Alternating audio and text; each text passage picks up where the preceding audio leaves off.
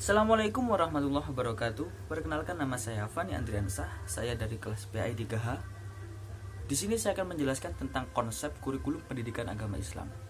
Video ini dibuat untuk memenuhi tugas UAS mata kuliah kurikulum pendidikan agama Islam. Jadi di sini saya akan menjelaskan tentang konsep kurikulum pendidikan agama Islam. Yang pertama adalah pengertian. Apa sih pengertian dari kurikulum pendidikan agama Islam?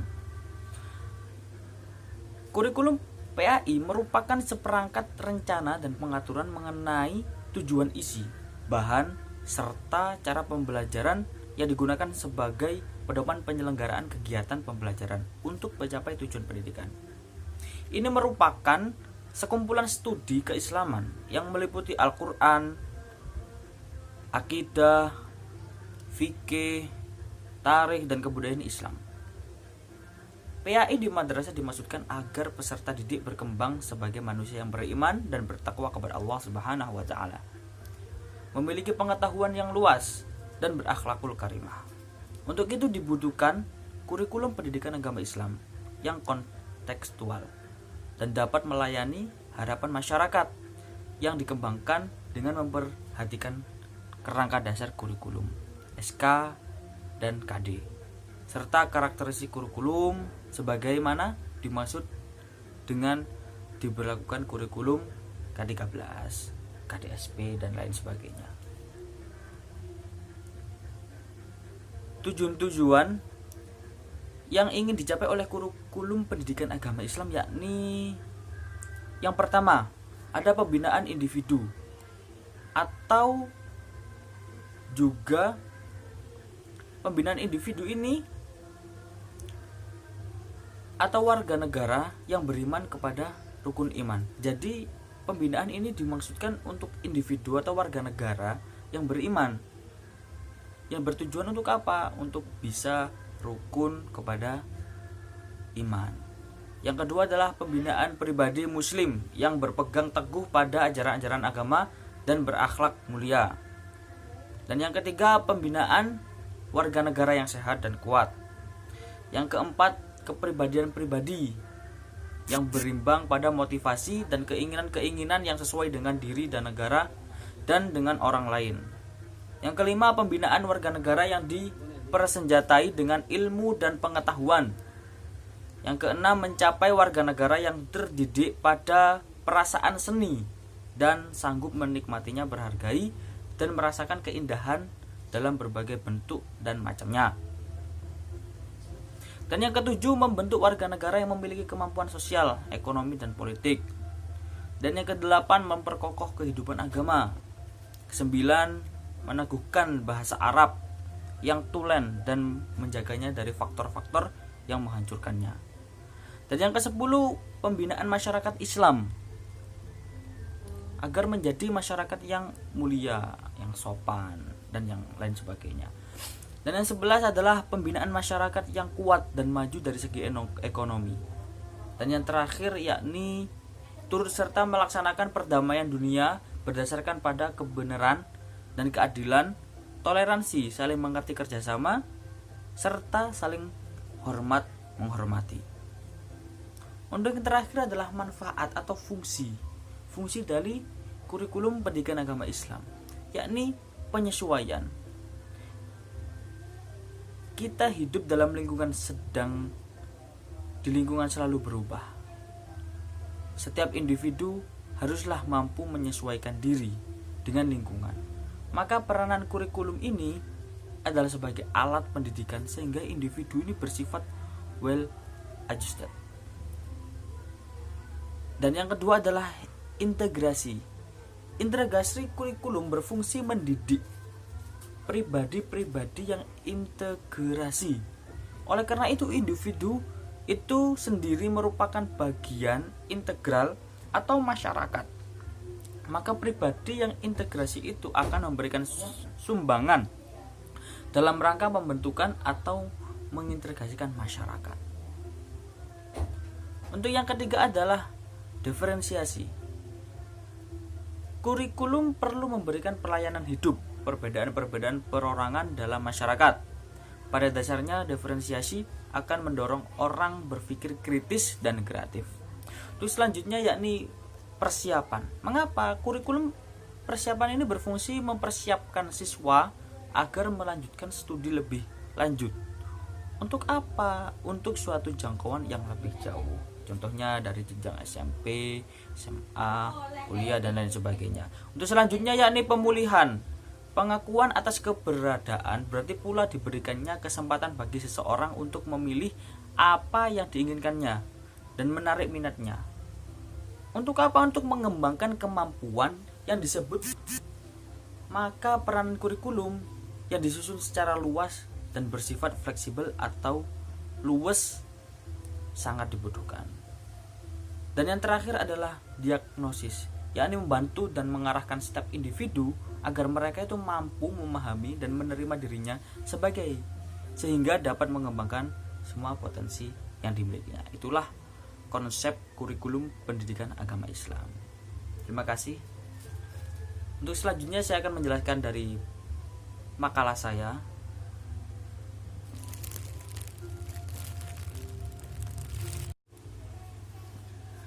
Assalamualaikum warahmatullahi wabarakatuh. Saya di sini akan menjelaskan tentang model pengembangan kurikulum menurut Tyler, yakni seorang ahli pendidikan Amerika Serikat. Ia banyak mengkaji tentang evaluasi dan penelitian pendidikan. Model pengembangan kurikulum yang dikemukakan Tyler sejak tahun 1949 diajukan berdasarkan pada beberapa pertanyaan yang mengarah pada langkah-langkah dalam pengembangan kurikulum. Pertanyaan yang pertama adalah tujuan pendidikan apa yang harus dicapai oleh sekolah. Yang kedua, pengalaman apa yang semestinya diberikan untuk mencapai tujuan pendidikan. Yang ketiga, pengalaman apa yang sebaiknya diorganisasikan dalam pendidikan. Yang keempat, bagaimana menentukan bahwa tujuan telah tercapai.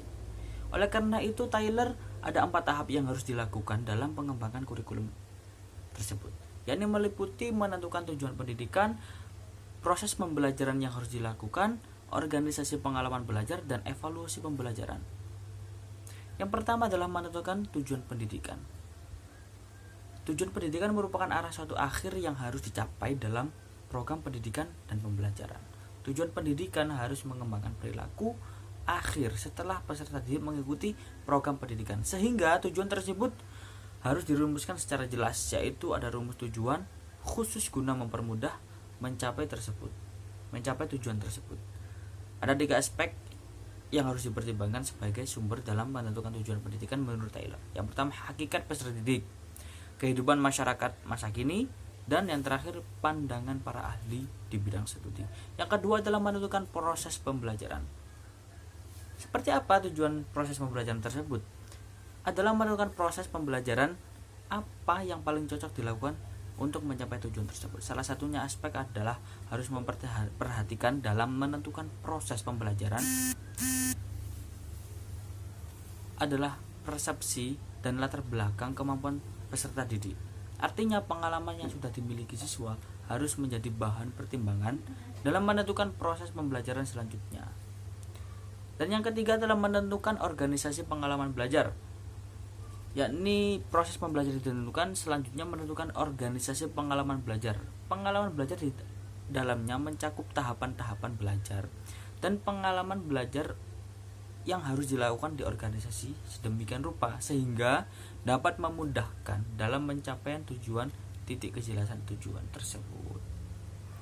Dan yang terakhir adalah menentukan evaluasi pembelajaran. Evaluasi pembelajaran itu sangat penting dan sangat cocok digunakan agar kegiatan akhir dalam model pilar, jenis penilaian yang akan digunakan harus sesuai dengan jenis dan sifat dari tujuan pendidikan atau pembelajaran, materi pembelajaran dalam proses belajar yang telah ditetapkan sebelumnya.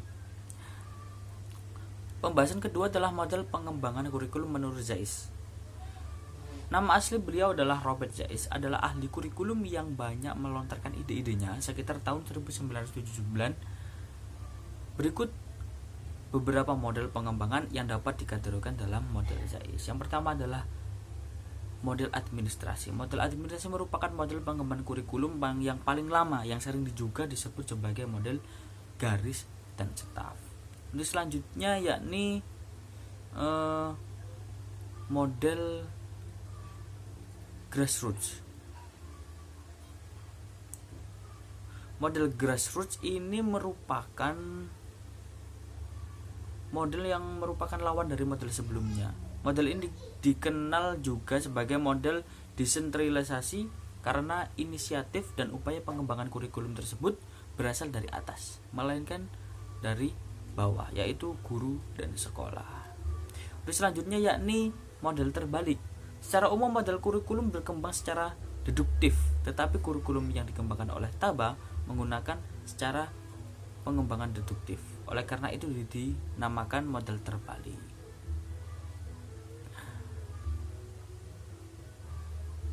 Selanjutnya yakni merangkum 5 langkah yang menjadi dasar pengembangan kurikulum di model Hilda Taba.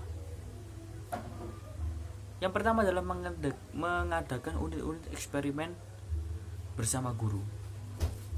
Yang kedua adalah menguji unit eksperimen. Yang ketiga mengadakan versi, revisi, dan konsolidasi.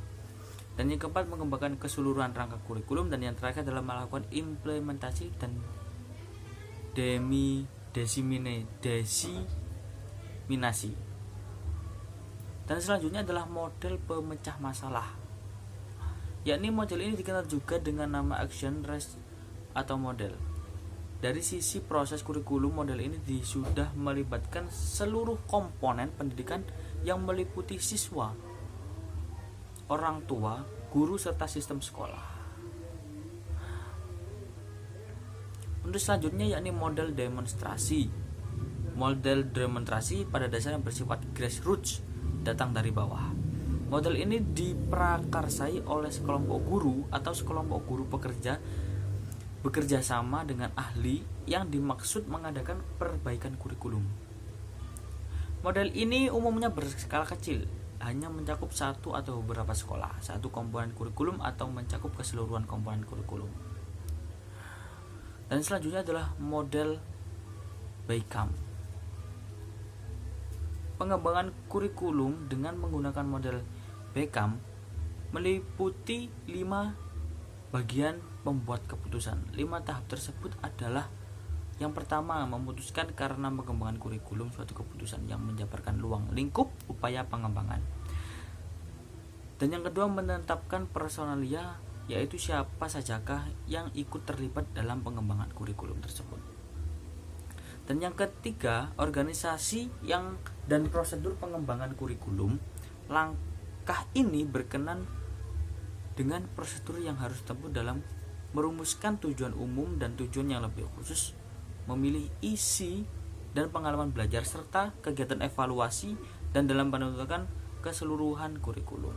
Dan yang terakhir adalah implementasi kurikulum, yakni kegiatan untuk menerapkan kurikulum seperti yang sudah diputuskan dalam ruang lingkup pengembangan kurikulum.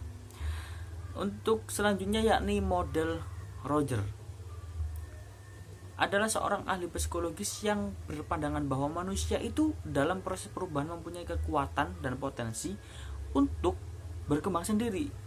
Berdasarkan pandangan tentang manusia, maka Rogers mengemukakan model pengembangan kurikulum yang disebut dengan model relasi interpersonal Rogers.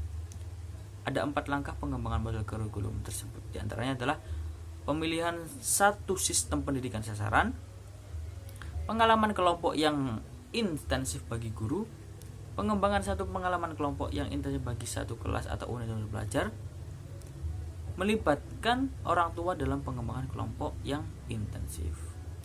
Selanjutnya ada emerging technical model, yakni perkembangan bidang teknologi dan ilmu pengetahuan serta nilai-nilai esensi yang efektivitas dalam bisnis juga mempengaruhi perkembangan model kurikulum.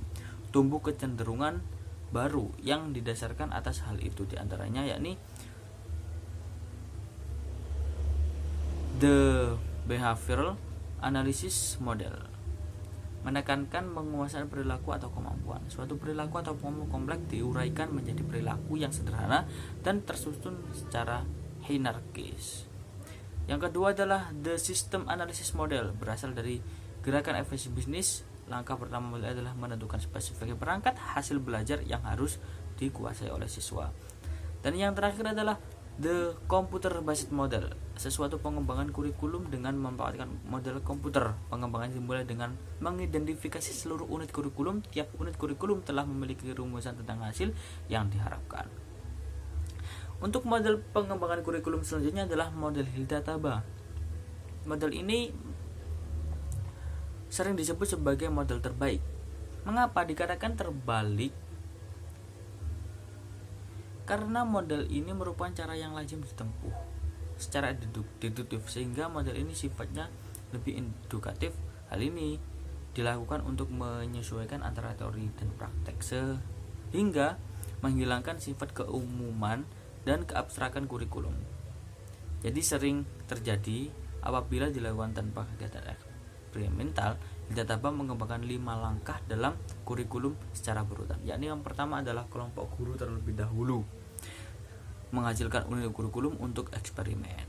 Yang kedua, uji coba unit eksperimen untuk menemukan validitas atau kelayakan pembelajaran. Dan yang ketiga, merevisi hasil uji coba, mengkonsolidasi unit-unit kurikulum. Yang keempat, mengembangkan kerangka kerja teoritis. Dan yang kelima adalah pengesembelingan dan diseminasi hasil yang telah diperoleh.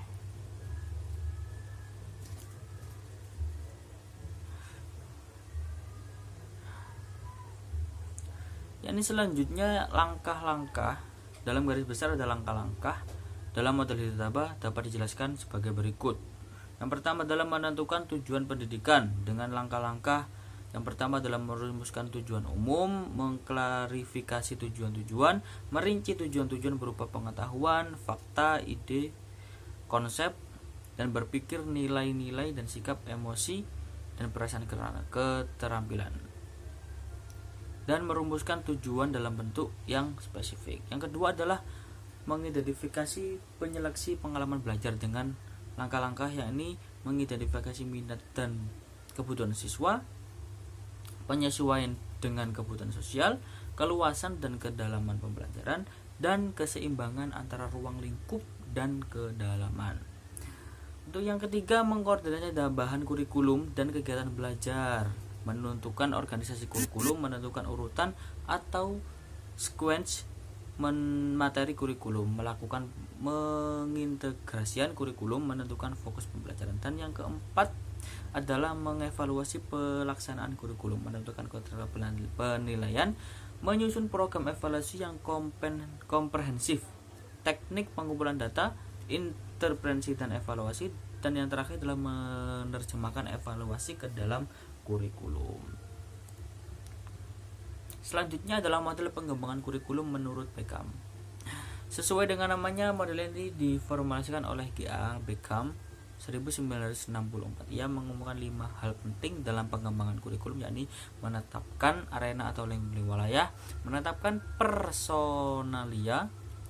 Yang ketiga adalah organisasi dan prosedur pengembangan kurikulum. Yang keempat, implementasi kurikulum, dan yang terakhir adalah evaluasi kurikulum. Untuk yang kelima, untuk yang terakhir, yakni model pengembangan kurikulum menurut Rogers. Meskipun Rogers bukan seorang ahli pendidikan, melainkan seorang ahli psikologi atau psikoterapi, tetapi konsep-konsepnya tentang psikoterapi, khususnya bagaimana membimbing individu, juga dapat diterapkan dalam bidang pendidikan dan pengembangan kurikulum.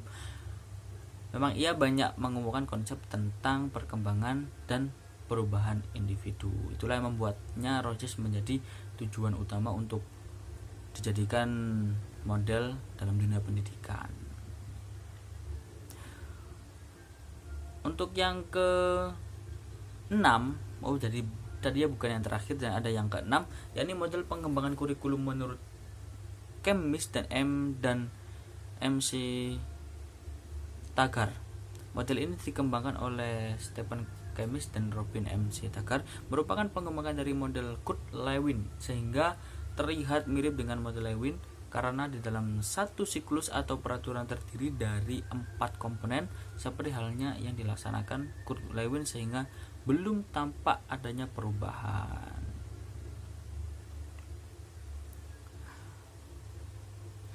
Jadi kesimpulan dari model pengembangan kurikulum di atas adalah pengembangan kurikulum Rob Taylor merupakan model pengembangan kurikulum yang diajukan berdasarkan pada beberapa pertanyaan yang mengarah pada langkah-langkah dan pengembangan kurikulum.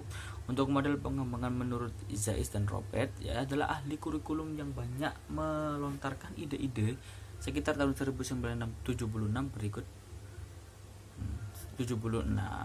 Dan untuk yang ketiga adalah pengembangan kurikulum yang dapat sering tersebut sehingga model terbalik dikatakan terbalik karena model ini merupakan cara yang lazim ditempuh secara deduktif.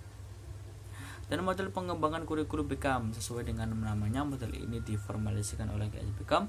Ia mengemukakan 5 hal penting dalam pengembangan kurikulum, yakni sesuai apa yang dijelaskan di atas tadi. Yang selanjutnya adalah pengembangan kurikulum Rogers, yaitu berbeda dengan model-model lainnya, seperti tidak ada suatu perencanaan kurikulum tertulis, yang ada hanyalah rangkaian kegiatan kelompok, dan itu sudah dijelaskan di atas tadi. Dan yang terakhir adalah model yang dikembangkan oleh Stephen Kemmis dan Robin MC Taggart, merupakan pengembangan dari model Kurt Lewin sehingga terlihat mirip dengan model Lewin. Jadi model ini itu sangat mirip, bisa dibilang juga mirip dengan Kurt Lewin. Ya, cukup sekian dari saya. Wassalamualaikum warahmatullahi wabarakatuh.